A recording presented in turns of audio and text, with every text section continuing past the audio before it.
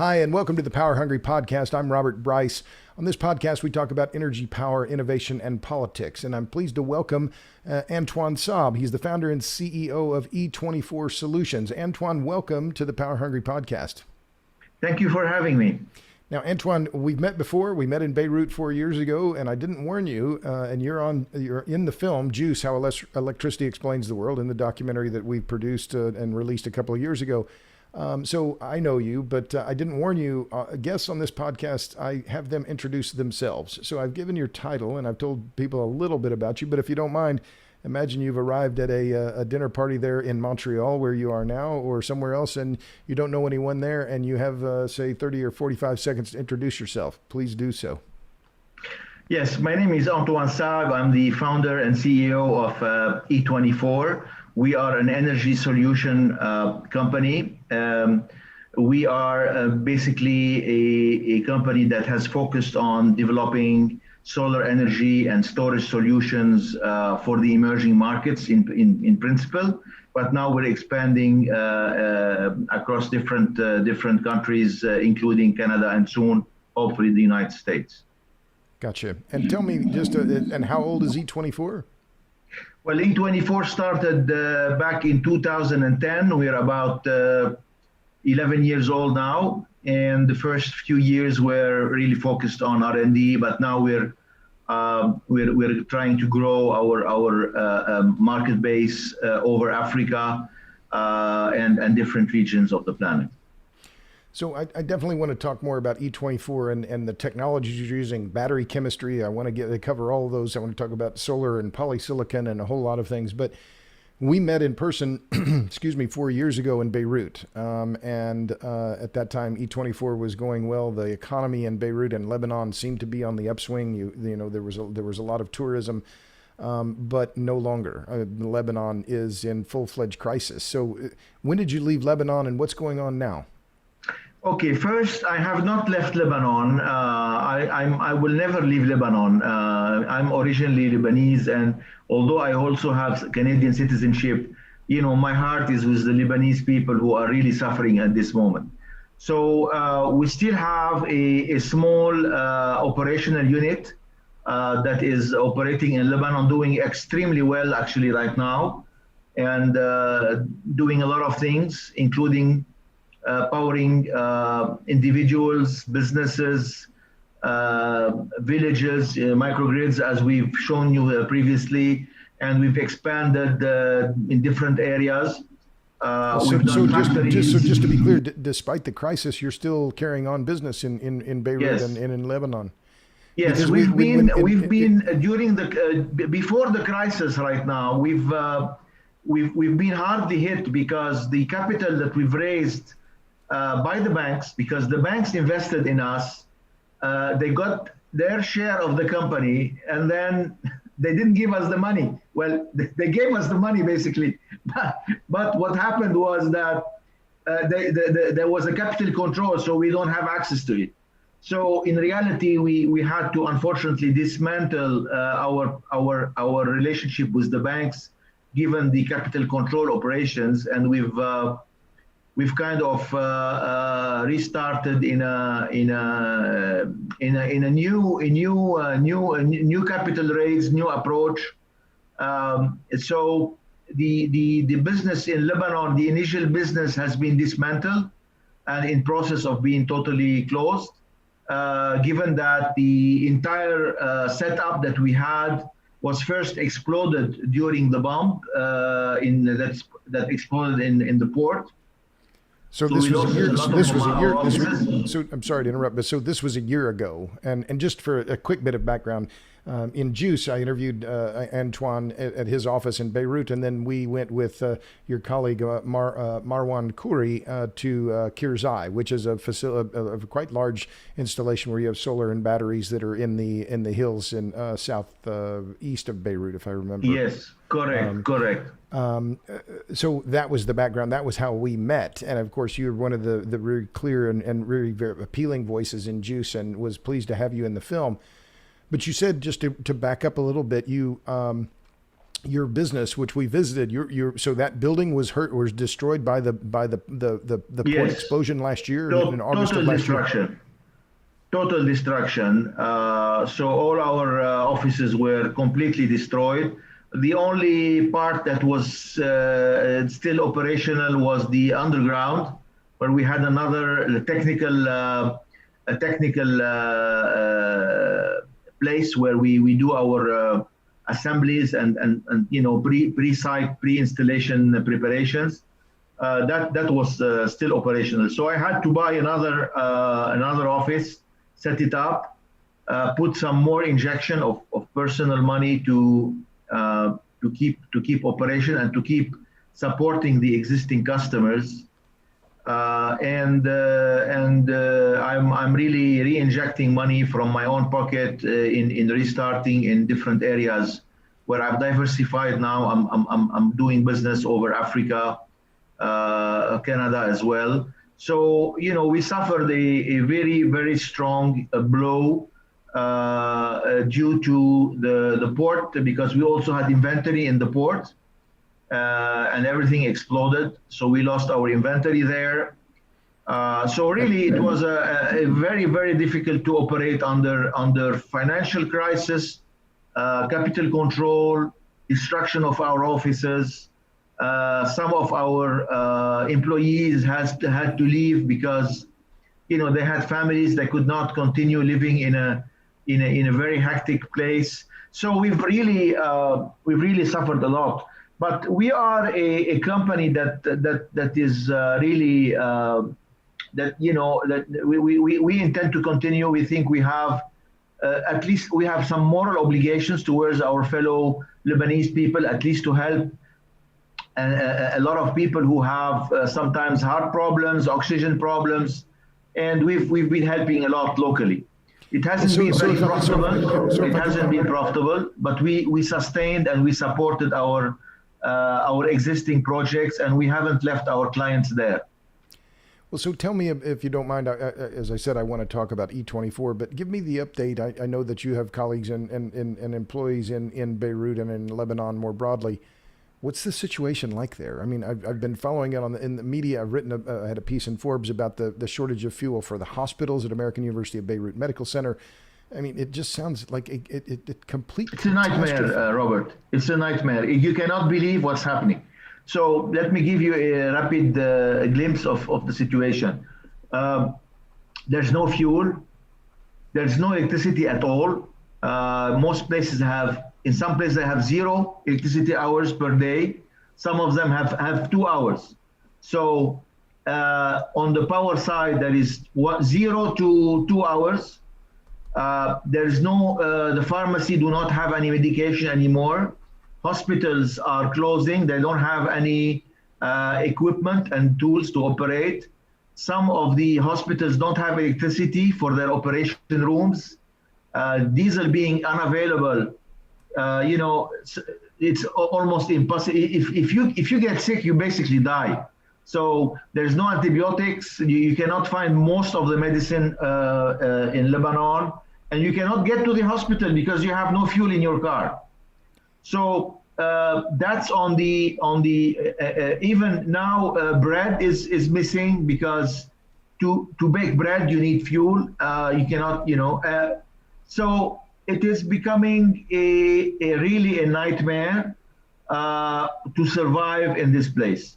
So what we're doing right now, we kept a team. Marwan is still there. All the team is. I've kept most of the team that is operational there. I've used some of my resources available outside Lebanon because all the money we had in the banks is gone. So we've been able to keep our team as much as possible, support them with private funds in order to keep those people who have been working with me for a long time.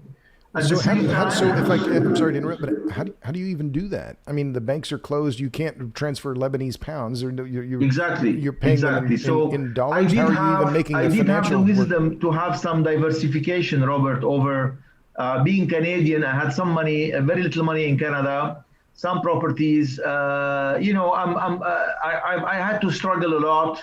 I had to sell my cars to get some cash. So really, we did have a lot of struggle to get there. Right now, since we are now having zero power in Lebanon, clients are really lining up, bringing their life savings just to have power, and we're powering them on solar with cash deposits. We're doing that with almost zero profits, just to assist them, because we feel that we have some obligation, humanitarian obligations towards all of those guys, all of those people who have some of them have medical conditions. So we've been working on a kind of an NGO so far. However, we kept developing our technology. We've just recently issued a solution for the military to power the military on the go. We've been in talking with the Canadian Army about that. We're starting to tender for these projects to power the military and the human emergency, human assistance, crisis kind of entities. But if I can stop you for just a second, because I just want to finish talking about what's going on in Lebanon, because when we met in 2017, E24 just been named by Forbes as one of the top 100 startups in the Arab world. You were doing well, but from everything that you say about what's going on there, the shortages of fuel, shortages of power, that Lebanon's on the verge of what looks to be a humanitarian crisis. I mean, just with potentially tens of thousands of people dying for either starvation, from sickness, from the knock-on effects of lack of power. Yes. Is that what's next? Yes. What's next is malaria, is the trash in the streets. There's nobody to collect them anymore. The country is in a process of getting in total collapse. I'm talking about total collapse. There's nothing anymore. Nothing. Social insurance closed. The money has disappeared because of the devaluation of the currency. The dollar, as you remember, the $1 used to be 1,500, Robert, Lebanese pounds. Today, $1 is 20,000. So the Lebanese currency has devaluated by 97, 98%. So if you had money at the bank, you had zero anyways, if you had it in local currency. So I cannot tell you, there is nothing to describe how bad it is. There is no government whatsoever. The power electricity company is on the brink of total collapse. So they've stopped almost total power. EDL, Électricité du Liban, is now on collapsing because they don't have any fuel oil to run their generators. Correct. And Correct. what about the power ships? Because that was one of the things that I wrote about in my book. We talked about it in Juice in the film, that the Turkish company Carandiz Holdings had 2 power ships that were docked near Beirut to provide extra power. Are they producing any electricity at all? No, they stopped paying them, so they packed up and they went out. They're not getting paid anymore. So having no more money in the government, nothing is working anymore. There's nobody getting any money from the government. It's a total chaos out there. Well, so what's it's kind of Mad Max. Have you seen the Mad Max film? Yes. That's where we're getting. This is how far we are. We are almost in a Mad Max environment. Well, then what? How is this country going to be? I mean, what's going to happen? Are we really facing potentially of thousands and thousands of people just dying and civil war? I mean, Robert, imagine a father that cannot find baby milk for his baby. A baby, some babies, the mothers don't have mother's milk. They need special milk for the babies. Now imagine those parents in what state of mind they are, where their baby is dying in their hands because they cannot feed him milk. There's no other alternative, and there is no baby milks in the pharmacies anymore. So we are getting to really a phase that is beyond anything that has ever happened in any country on the planet. That's how bad it is.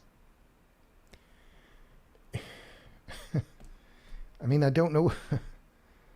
I don't know how to respond to that. I mean, when we were in Beirut, it was just, I mean, the Lebanese people were so wonderful. The food was amazing. People were welcoming, and yet we're looking at this societal collapse, and there's seem to be no prospects for any kind of rescue, even about where's the humanitarian aid, from where will it come? I mean, or the Saudis, the Qataris, who could possibly step in? Nobody's doing anything. Nobody's doing anything at this moment. Some people, there are some endeavors from the Iraqi government who's trying to give us fuel against kind of barter agreement. There are attempts, but the Arabs are not doing anything really. Talking about the Saudis, the Emiratis, really they've done some help. They did send us some food and some medical support at the moment in time after the bomb. But at this moment, we're kind of left alone. And I wonder where this is getting. And I understand, because the reason, the problem, Robert, is that the government is corrupted. Right. And the international community is willing to help. They do have the goodwill to help.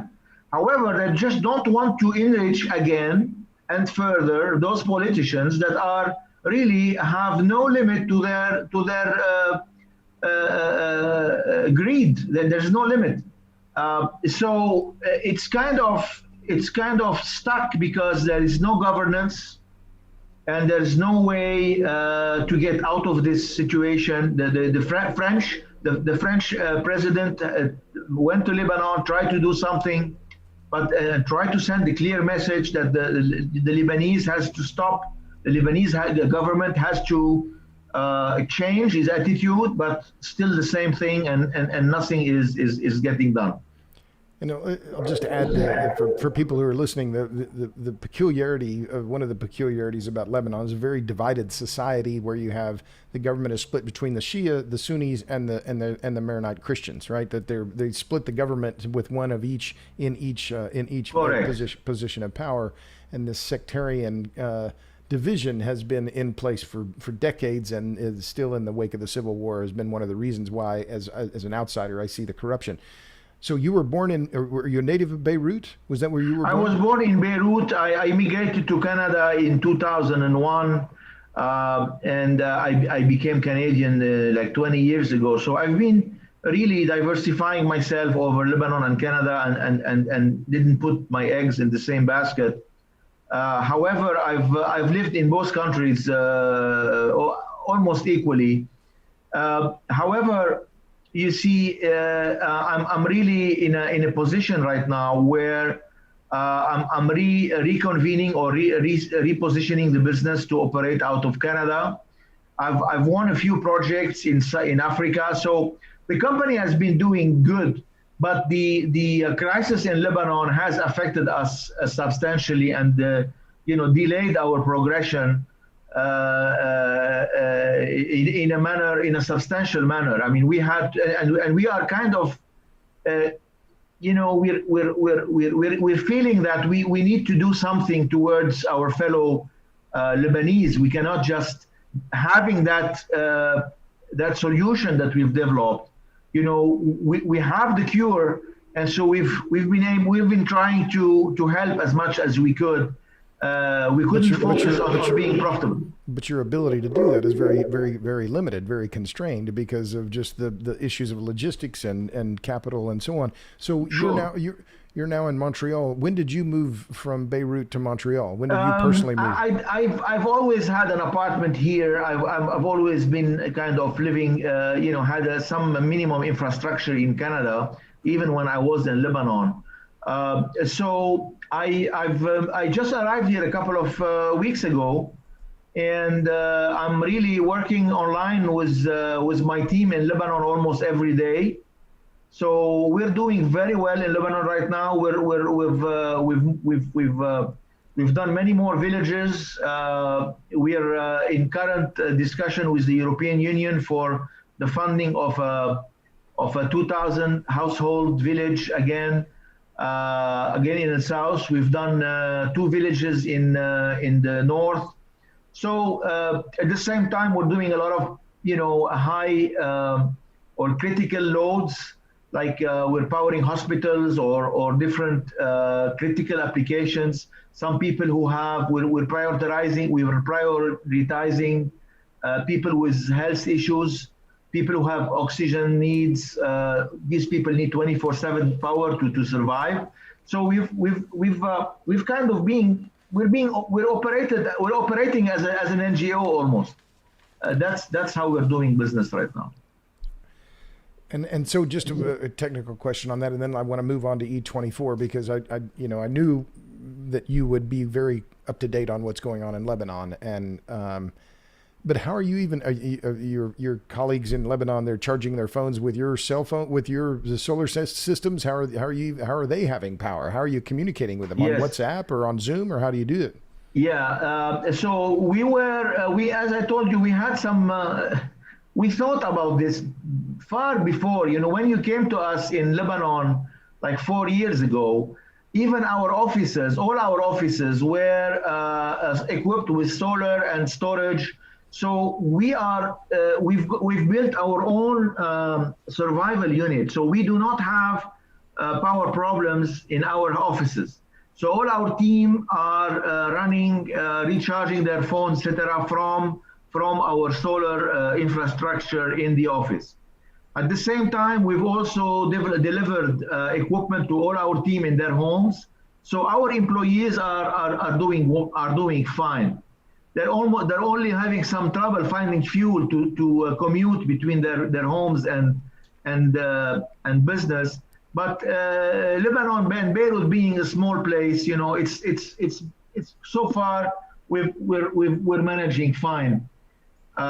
But we're very worried about the issue related to health because, if pharmacies are not there, if anybody falls, if anybody has COVID, I mean, we have extremely strict COVID controls in our office because if somebody gets sick, it's impossible to cure him. Even though that there was some now vaccination in Lebanon, people are getting vaccinated, but still, we've got about 10 or 15% of the population getting vaccinated. So in these circumstances, if somebody gets sick from COVID or from anything else, almost impossible to go to the hospital. It's incredible,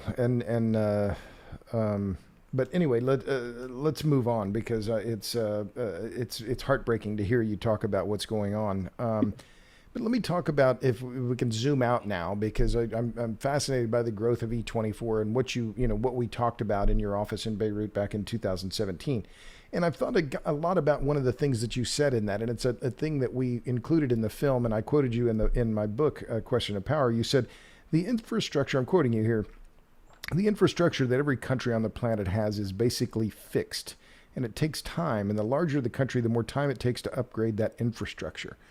Well, I've thought about that a lot because what I see in the United States is this talk about, we'll add more renewables. All we have to do is build a whole bunch of high voltage transmission. Well, it's almost impossible to build that. I mean, and it's almost impossible it's not impossible, but increasingly difficult to build very large wind projects because local people are saying, well, we don't want that.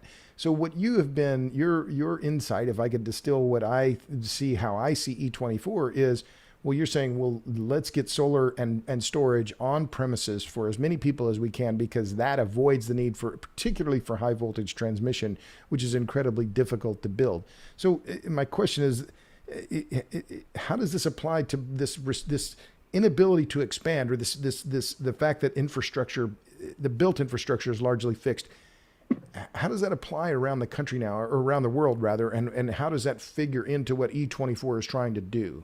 Yes, thank you for this excellent question. Let me actually, everyone in this solar business is almost now is converging into the same thoughts.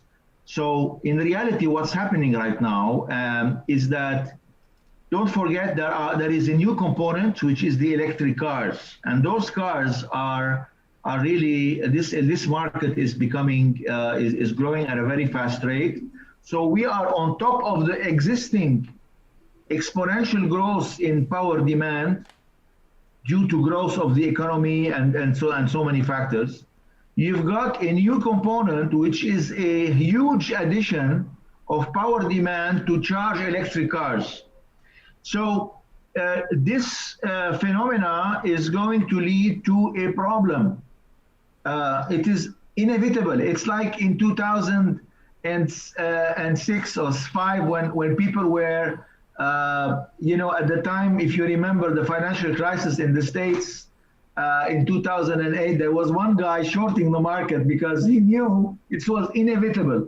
So at this moment, what I can tell you is that if you take the numbers and look at the way the market is growing in terms of demand, and look at the speed of growing of the electrical infrastructures across North America, I'm not talking about only in the United States, Canada is in the same trouble.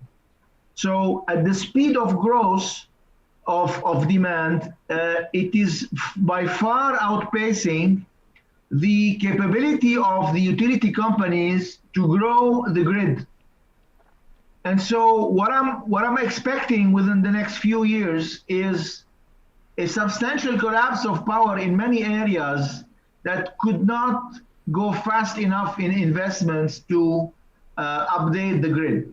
And so it's inevitable, even if you put the money right now, if you have all the billions of dollars you need to actually implement the upgrade of the grid, it's going to be a problem. So right now, I can tell you, I've been seeing things before that happen. I'm a guy who knows what I'm talking about.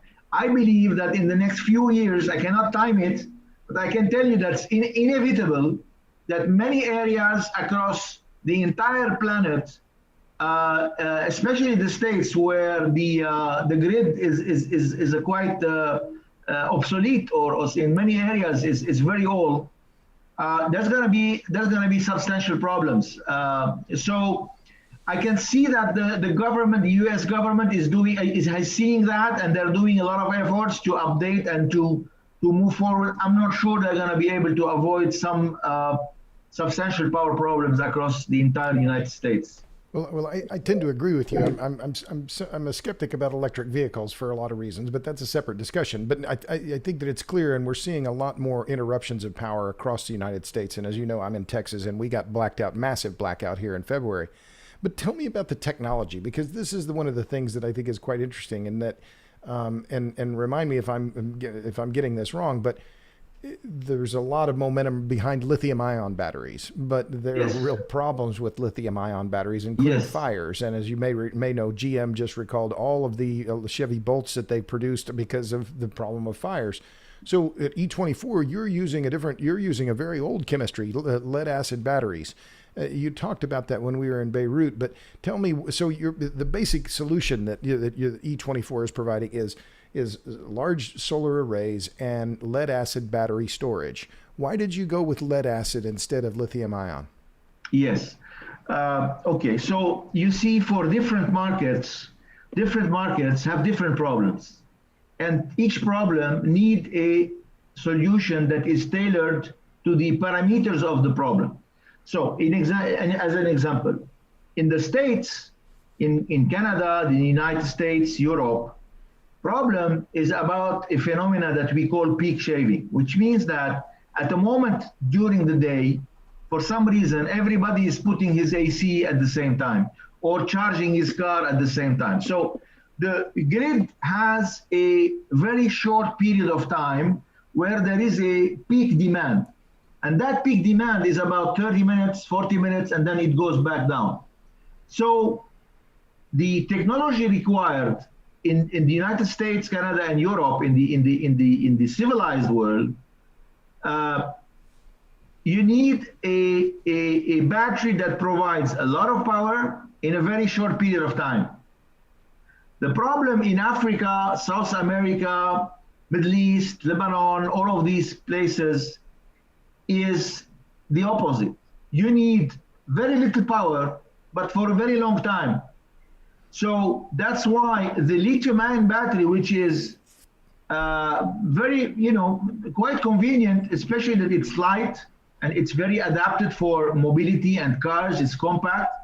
But for the emerging market, when you start needing to store electricity for 20 hours out of 24, then you need a substantially very large battery. And if you take a very large battery and using lithium ion, it would cost more than the apartment that you're living in that you want to power. So it does not make sense anymore to use such an expensive technology, which is in any case not required to be compact. You can always store it in your basement, not required to be light. If it's heavy, who cares? It's not, you're not carrying it and running with it. You put it in your attic or in your basement. So what I hear you saying, I guess, if I put it in physics terms, what you're saying is that the gravimetric energy density of the battery is not as important. You don't need the battery to be light, and you don't need it to be high energy density necessarily. You get higher energy density with lithium ion than you do with lead acid, but because it's a stationary application, doesn't really matter. Is what exactly. If I would what you need is a battery that makes financial sense, which is this. Okay, so today you generate electricity from panels for about 2 cents per kilowatt hour. It's solar energy from solar is becoming very cheap if you amortize it on its lifetime.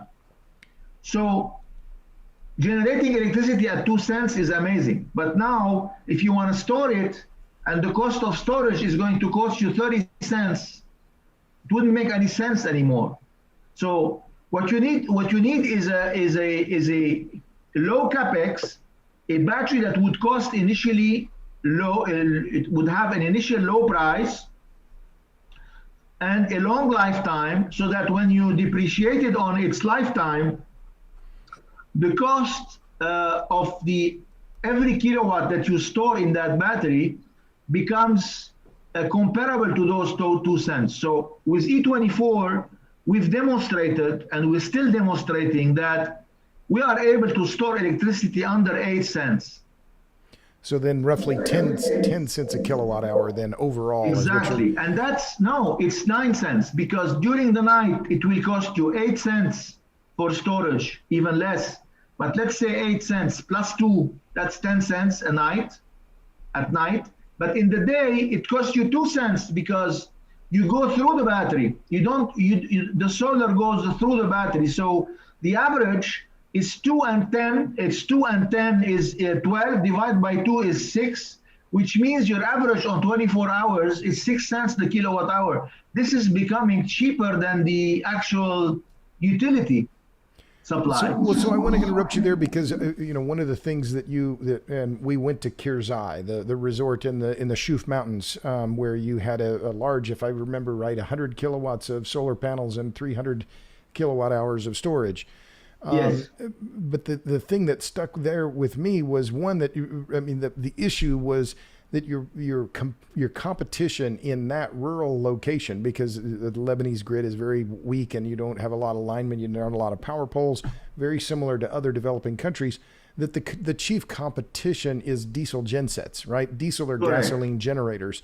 And yes, when you're competing at that with 30 or 40 cents a kilowatt hour, right? So is that the key to the value proposition that you're proposing then for E24 in Africa and elsewhere, that your competition is liquid fuel generators? Absolutely. And when diesel skyrockets like it is doing right now, the value proposition of E24 becomes a no-brainer deal. So between running a diesel generator, maybe you pay a little bit less to buy a generator, but it costs you 30 cents to run per kilowatt. When you invest in an E24 system, it costs you perhaps 3 times more initially, but then your running cost becomes 1/3 or even less, or 1/4 per kilowatt hour. So typically you recover your capital with E24 in about 3 to 4 years max.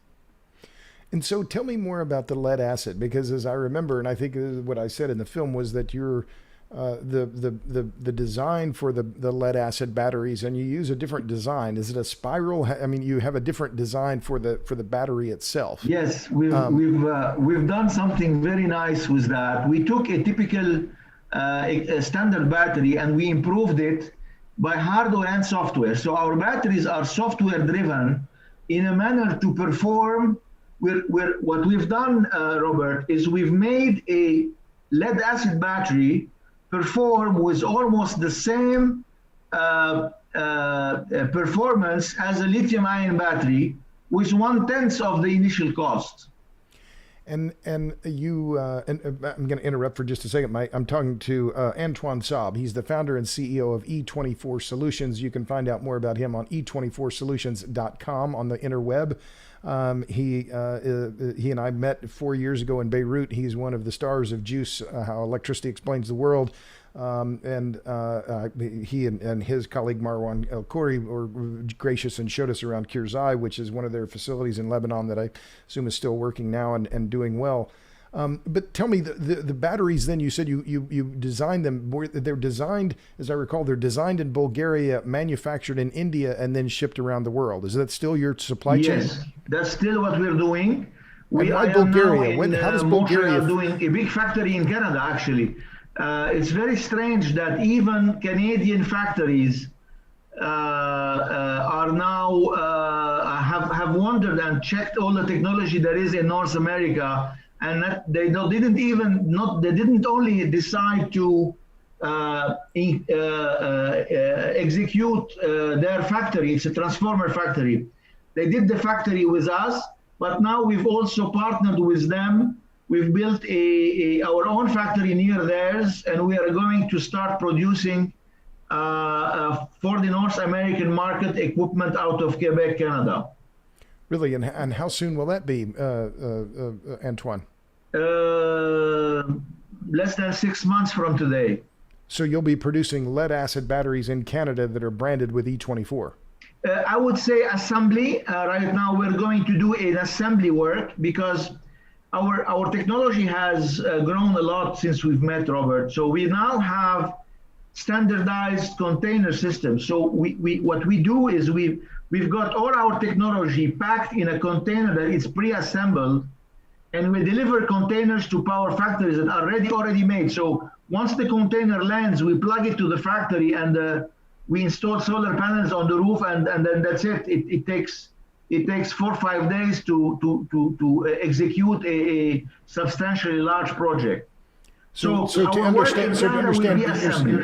you're saying your lead acid batteries that you're designed in Bulgaria, they're put together in India and then shipped on in a shipping container right to the site? Then is that what? No, let me explain. Let me clarify. Okay. So we've got about 22, 23 suppliers across the planet. Each one of these suppliers manufactures a sub-assembly. Some of them do a small part, some boards. All of those sub-assemblies are shipped to one place.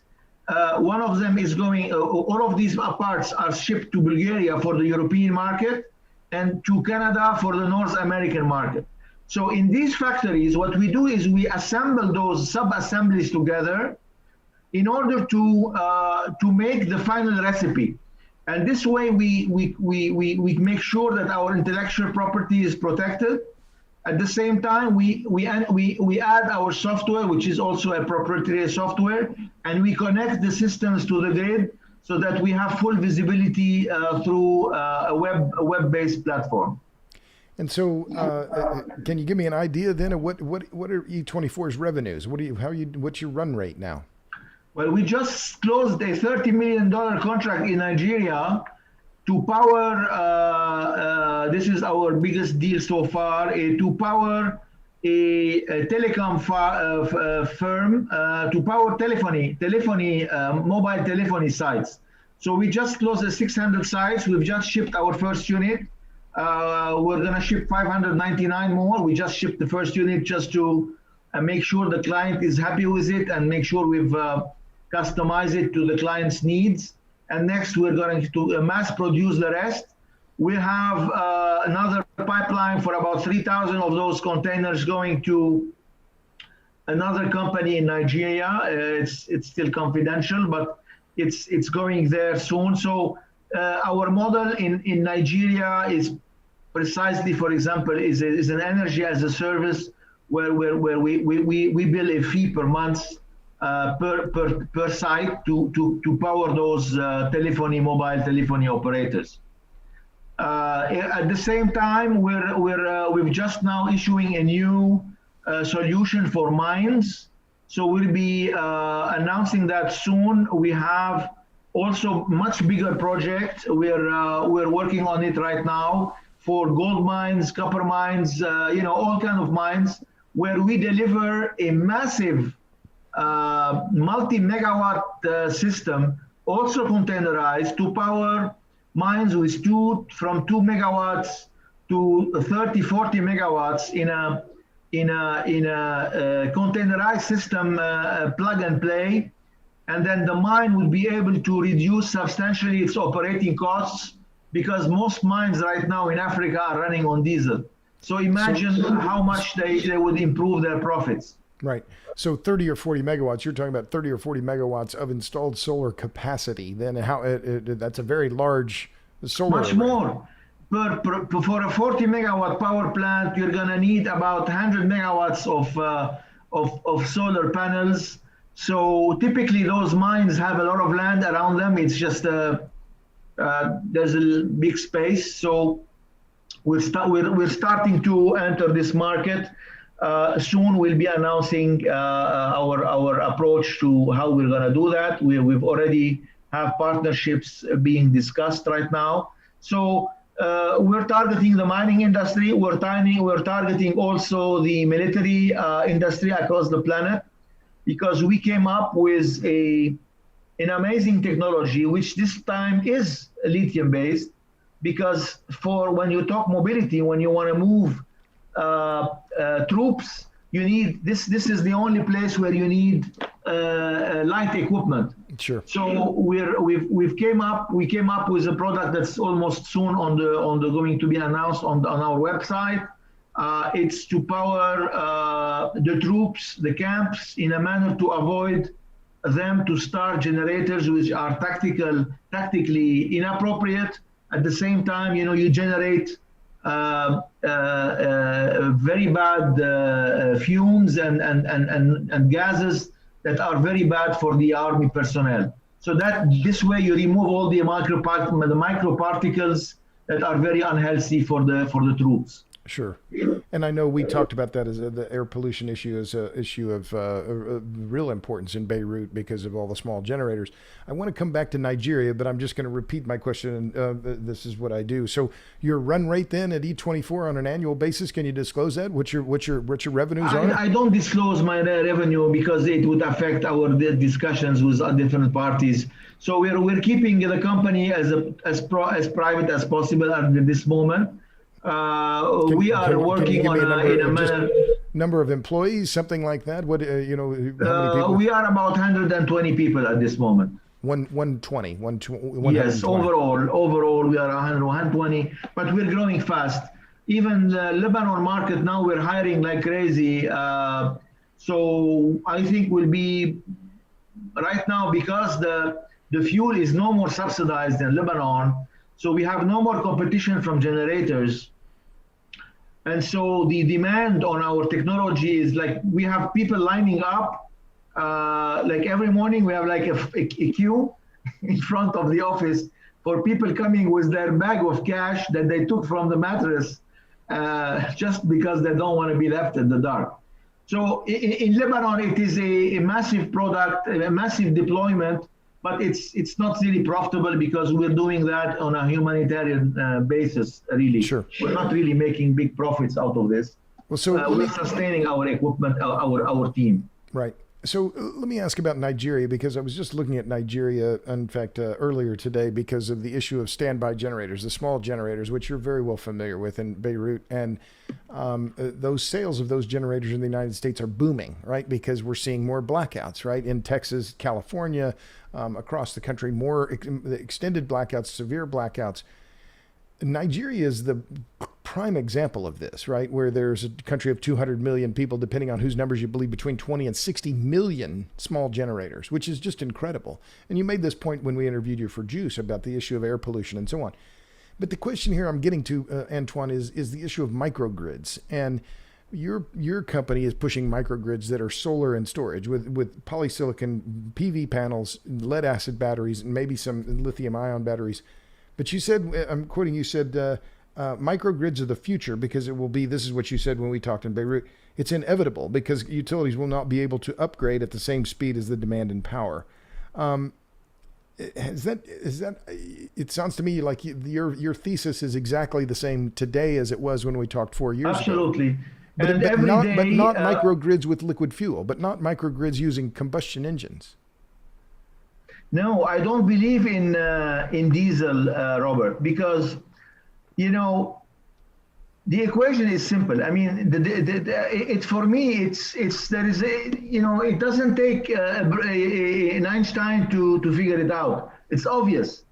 If you take any generator and you look at how much liters of fuel does it consume per hour, you multiply that cost of per liter multiplied by the cost of the fuel, and you calculate how many kilowatts hours would that generator give you. You will figure out, you will realize that you're about 30 cents in almost everywhere on the planet, even in places where the fuel is actually being taken out of the ground. So at 30 cents, you have immediately, you compare that to the solar power being generated at 2 cents. So 2 cents versus 30 cents, there is something to be done there. And if you are able to store electricity with a reasonably cost-effective technology that is really reliable, that same as what we are doing, the only problem you have to execute that and to become a kind of widely spread process is the funding mechanism. So the problem right now is that in these poor countries, they don't have enough cash to pay for the initial costs. And so what I'm seeing that, I mean, the reason things are getting delayed is that these companies that do the actual funding of these infrastructures are really starting to grow and to operate and to understand the business. And that's what takes time, because deployment of capital is lagging. The technology is there. The capital is not understanding yet how to address that and how to manage the risks. So this is getting there. We're dealing now. We have a special person in the company that handles relationship with investors, but it's hugely profitable for the investor because we can guarantee at least 7 to 10% return on investors' money, in a blink of an eye, in a kind of continuous return every year on year. It's almost an unbelievable yield, but that's an opportunity that is there today. And we are waiting for the financial market to start developing the tools. And once this is done, you're going to see a massive deployment of storage and microgrids, you name it, across all over the world. Once the capital can follow. But therein lies that key challenge, and you alluded to this earlier, which is that upfront capital cost is significantly higher, right? And the operating cost is lower, but that you need that upfront capital. Similar, I guess, would be to hydroelectric project or something like that. All the costs are front loaded. But let me challenge you on a couple things, and I do so in a friendly way. Obviously, you know, we're friends from a long time ago. But what about the lead? I mean, this is one of the things that, you know, it's a very stable element, right? And lead acid batteries are much more stable, far less prone to fire than lithium ion batteries, as you well know. What about the recycling issue? Talk about that. Exactly. This is another reason why we're going lead, Robert, because you see, there are a couple of factories across the planet that recycle lithium. However, I can assure you that in every country on the planet, there is multiple recycling plants to recycle car batteries already. So lead batteries have already their channel of recycling. They're being recycled, and the yield is 98%. So a car battery today gets recycled, and you get plastic, lead, and then there is a process by which you do that, and that process is available in each country on the planet with competition. So even in Lebanon, there is 3 or 4 recycling factories for cars. So this is why E24 uses the same recycling, local recycling facilities. This way we save on shipping those batteries back to some factory in Canada or the States that recycles lithium.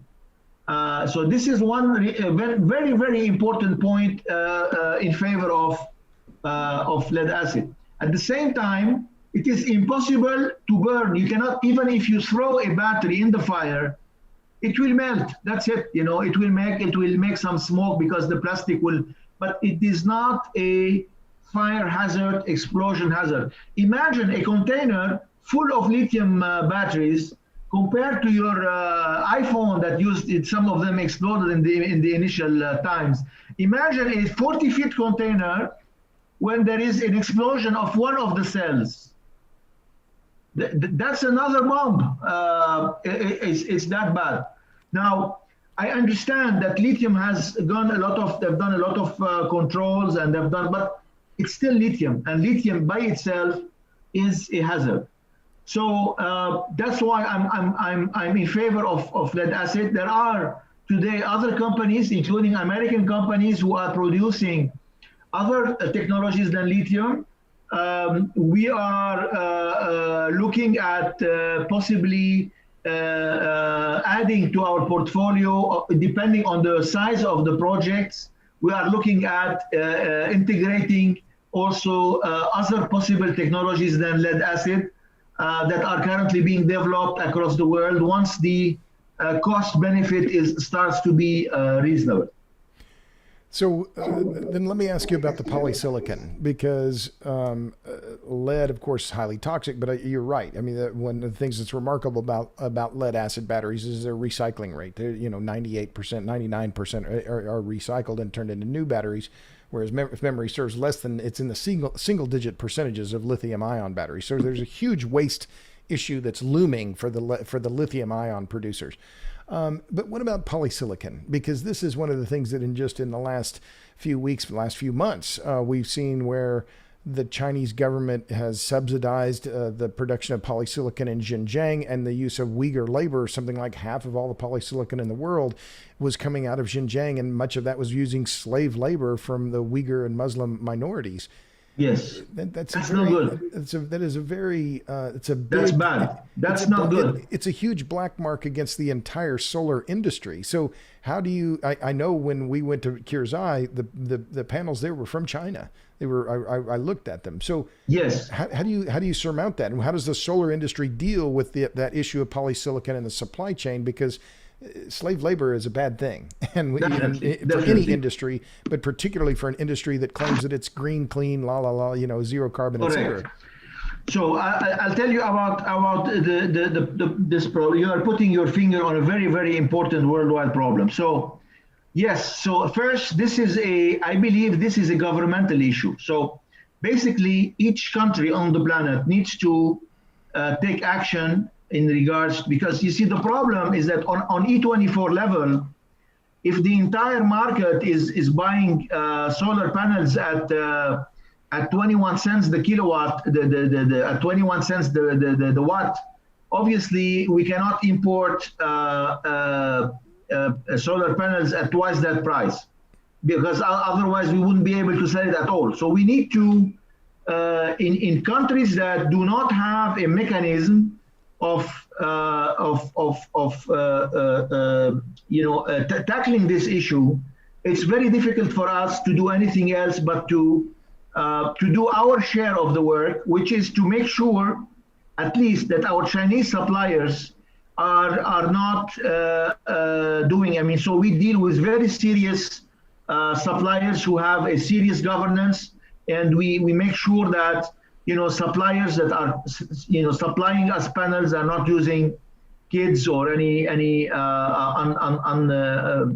illegal labor. However, I believe that it is the task of the governments to put the proper protection mechanisms, and the task of the companies to make sure they control their sourcing, and there are software to do that today.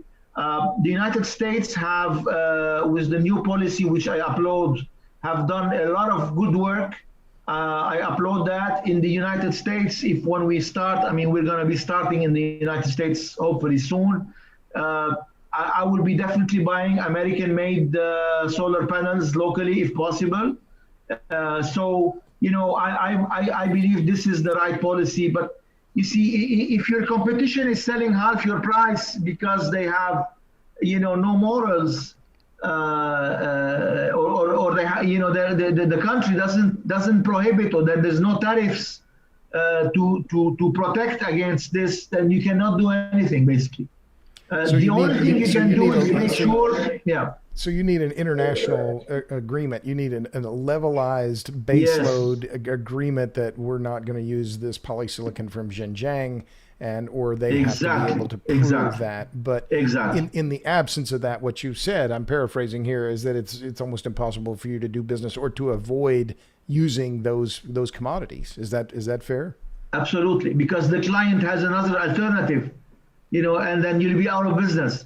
The only thing you can say is that promote to clients that E24 uses properly sourced material from quality suppliers with morals, and we've controlled their governance. So we do deal with very serious top firms who do not play with it's not everybody that does that in China. You need to look at who's the supplier. There are serious people and there are unserious ones. Sure. So let me back up, because since we're talking about international trade, and this has been where your business for a long time. You said you have roughly 120 employees. How many in Bulgaria? How many in Lebanon? How many in Canada? How does that break out? And did I hear incorrectly that some of your batteries are coming from India? But now you correct. We manufacture. We've got a partner that produces a substantial part of that battery there.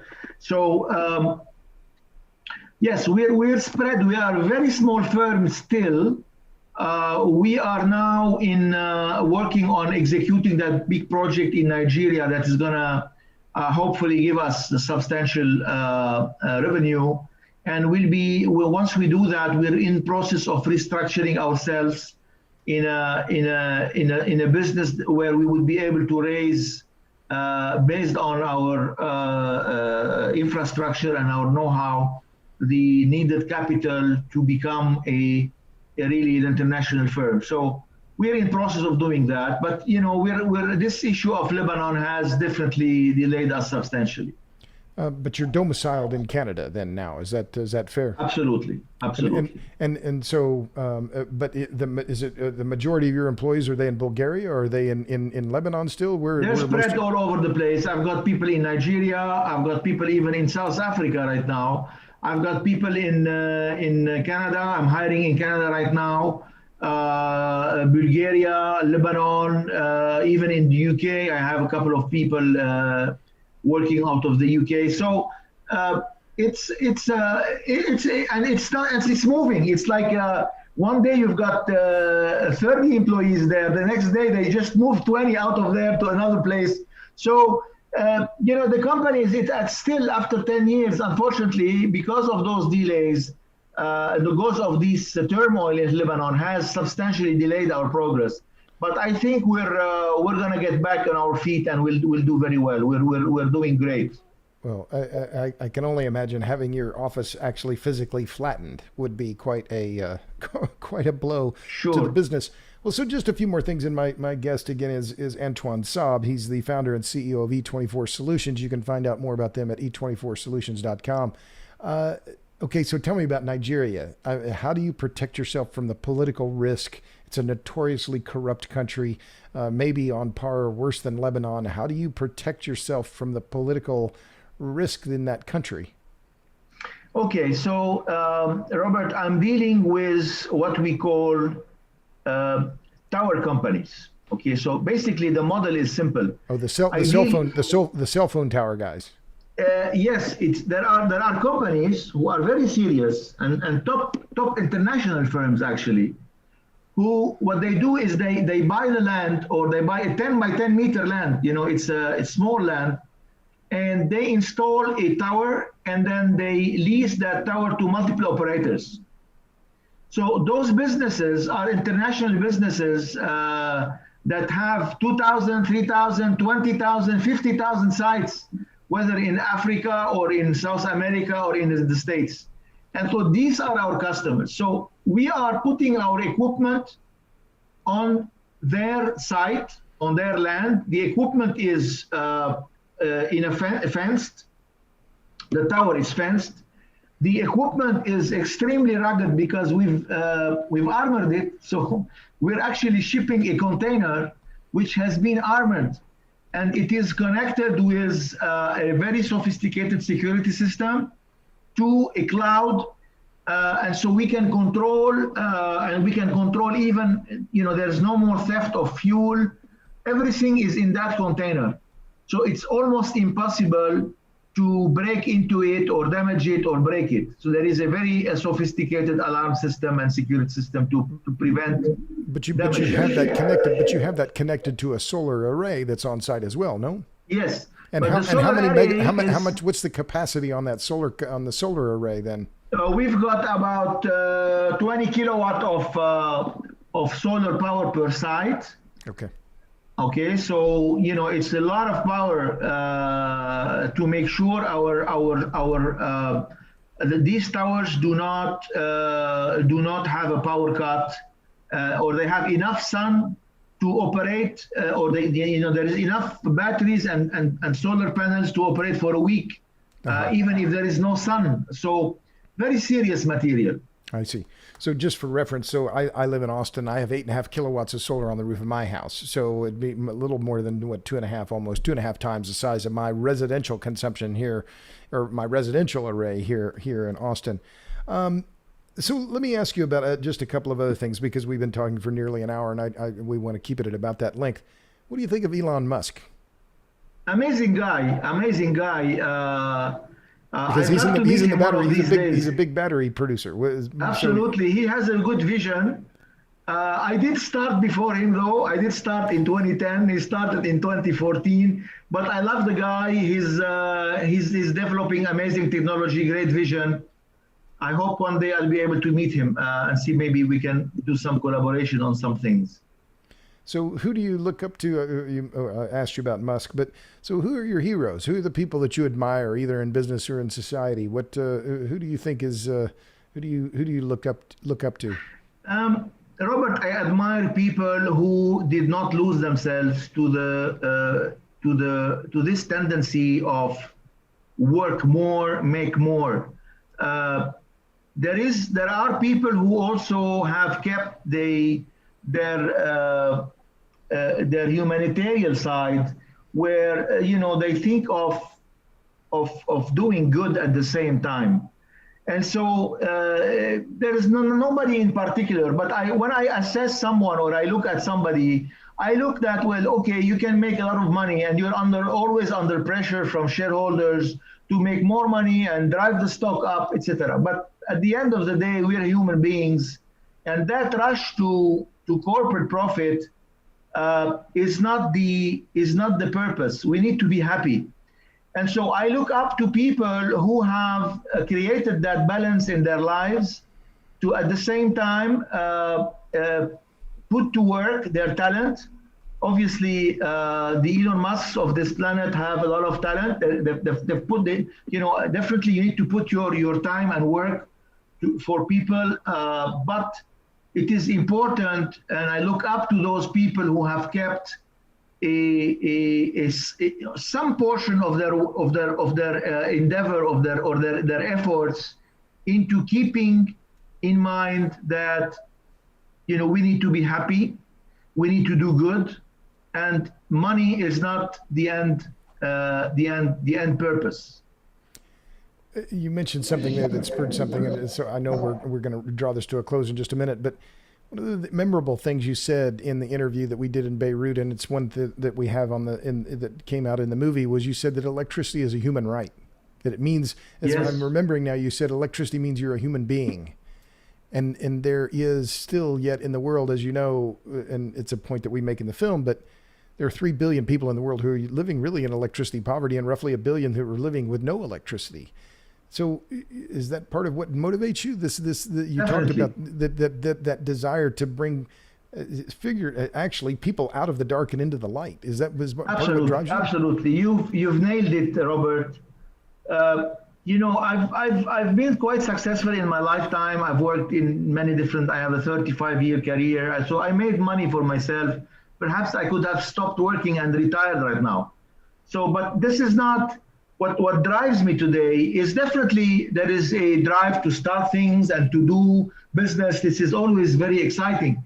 But really, what drives me today is this to see the look on the face of a child who has been living for almost all his life without power, and one day he's got power.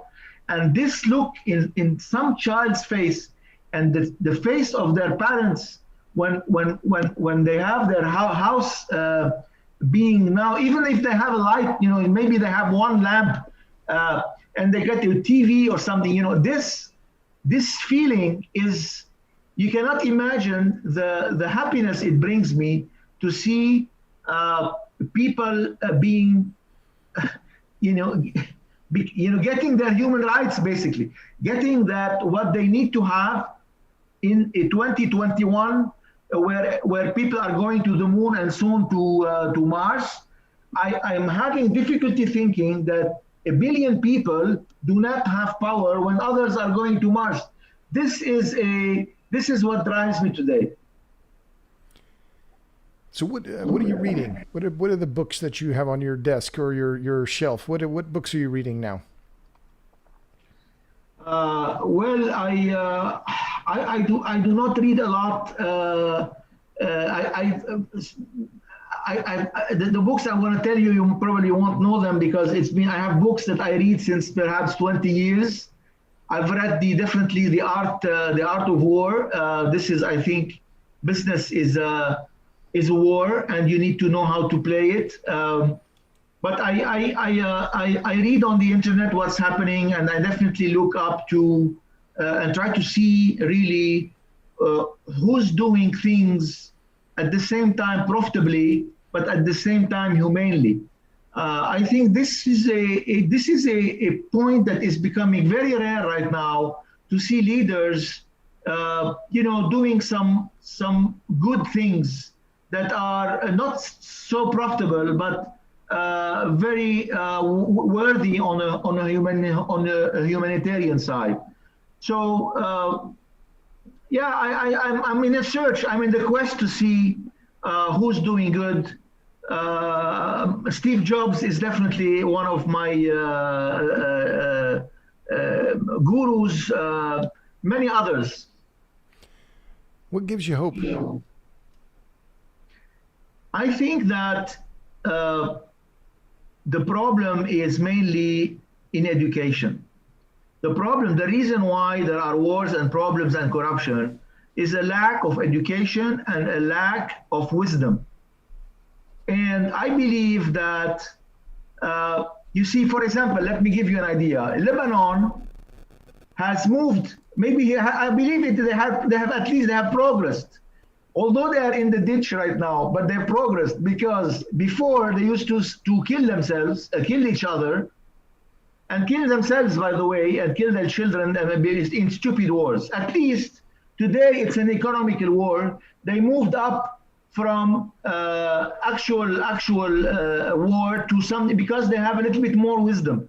Still, they need much more wisdom to realize that if you don't have a collective consciousness, if you do not think as a team, if you do not think as a country, if you don't think, you don't know how to reunite and forget if you are Sunni, Shia, or whatever your religion, if you cannot understand that first you are Lebanese, and second you have your own religion, as soon as you realize that, and I think they will realize that. So it gives me hope that when people struggle that much, they start thinking that perhaps it's not the right way. And maybe that difficulty, all the countries that are going in struggle and wars, it's perhaps a way for them to mature, get more wisdom, and try to love each other and work for the best of their collective benefits. Well, I think we can leave it right there then. Antoine, I think that well stated and a good place to stop. My friend, Antoine Saab, is the founder and the CEO of E24 Solutions. He is now in Montreal. He's a Lebanese businessman and doing some very interesting work. You can find more about him at e24solutions.com. Antoine, thanks a million for being on the Power Hungry podcast. Thank you, Robert. I really thank you for the amazing efforts you're doing and for coming to Lebanon as well. I look forward to hopefully welcoming you soon, but after everything is hopefully in a better position. I will buy the beer, my friend. All right. And to all of you in podcast land, thanks for tuning into this episode. There are more coming. Thank you. If you're on your various platforms, give us a good rating on the podcast. And until then, I'll see you on the next episode of the Power Hungry Podcast.